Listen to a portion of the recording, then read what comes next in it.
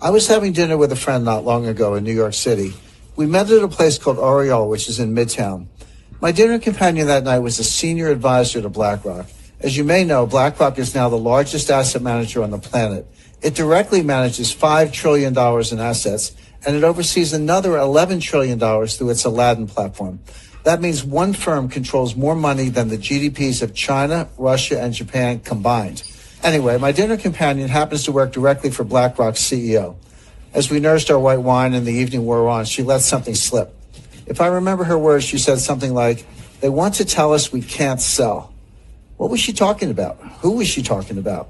I placed a few calls, first to my contacts in Washington, then to a few people on Wall Street. Soon I was on a plane for a series of meetings to London, to Geneva, back to New York, then down to South America.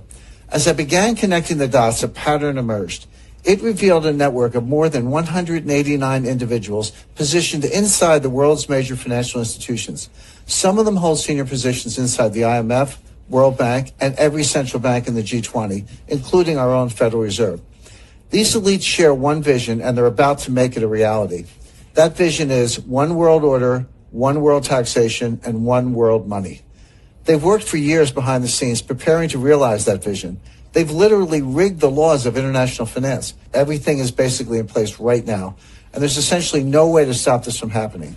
When the crisis hits, they'll flip the switch, freezing the global financial system.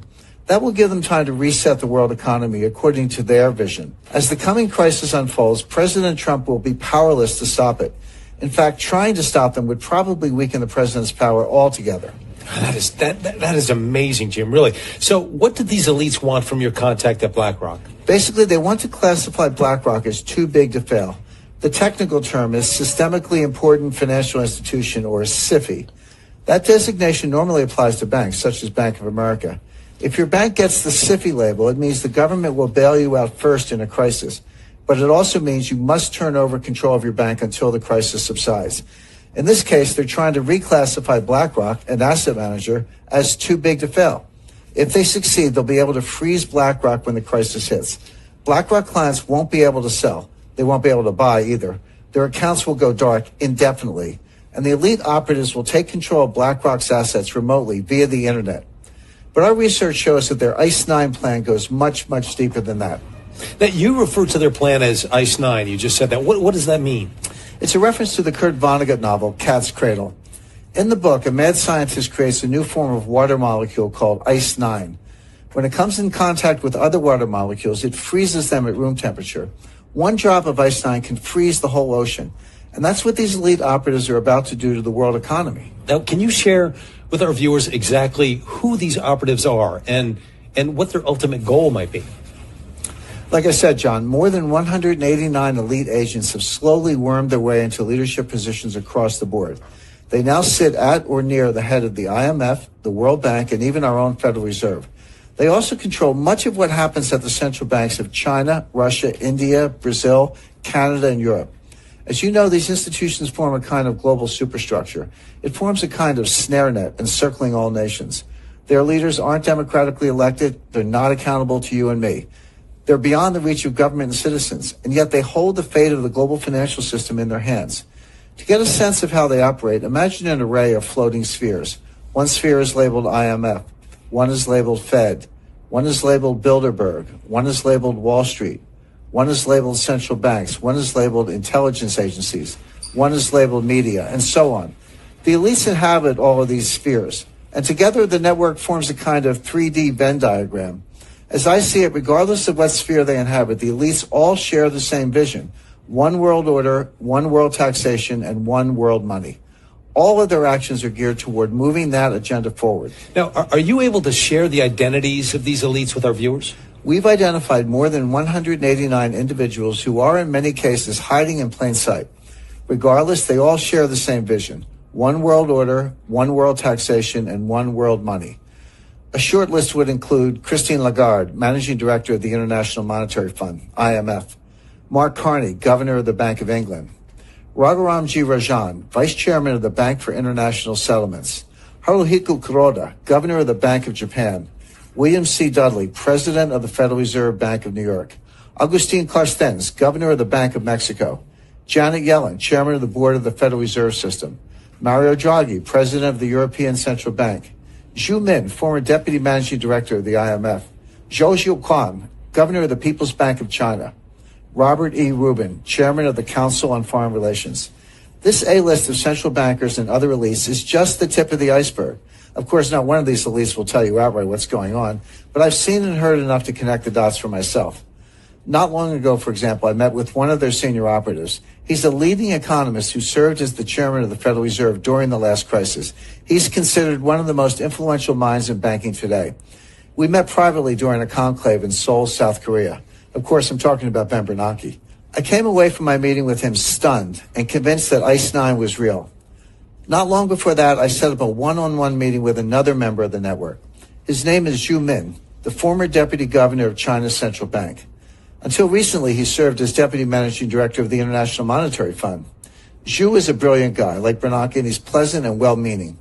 There's no doubt in my mind that he's also a member of the elite network preparing to impose ICE 9 on millions of Americans. But I wasn't done with my research. I have since met with dozens of senior officials, intelligence analysts, and former Wall Street colleagues. My quest led to a final meeting, a face-to-face summit with the head of Bilderberg. We met at Rockefeller Center in Manhattan, and he was very eager to get my take on the euro as a currency. I was happy to provide it, of course, in exchange for some valuable intelligence. As I say in my new book, he did not have horns. In fact, he gave me a nice gift when we parted ways, a blue Swedish vase. I keep it in my writing studio at my home in Connecticut. But my point is, I came away from all three meetings convinced of one thing. When the next crisis hits, the elites are planning to freeze the financial system, and they'll replace it with a new system, one not based on the U.S. dollar. When that happens, we'll wake up to a very strange and disturbing new reality. And for our viewers that are watching today, what might their reality look like that morning? How does this manifest? First, they'll have gone to bed knowing that a massive financial crisis was underway. But when they wake up, they'll find it has worsened and the contagion has spread worldwide. When they go to withdraw money, their ATM will say, closed temporarily. When they go to sell stocks, their account will say, transaction not available. When they go to their local business, that business will only accept cash if it's open.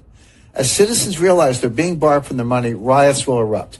It's going to get really bad really quickly. How would such a freeze actually work? And wouldn't that be highly illegal? Well, it wouldn't be illegal technically because they've been quietly laying the groundwork for years. They've rigged the financial laws, changed the rules of the game to allow this to happen. The stage is set. They have the levers in place. The lights are positioned.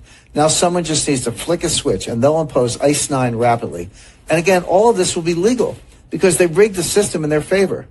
Here in the U.S., for example, Congress pushed through something called the International Emergency Economic Powers Act, or IEPA. This allows the government to freeze accounts, assets, even whole institutions at will. The only condition is that there's some threat to national security with a foreign connection.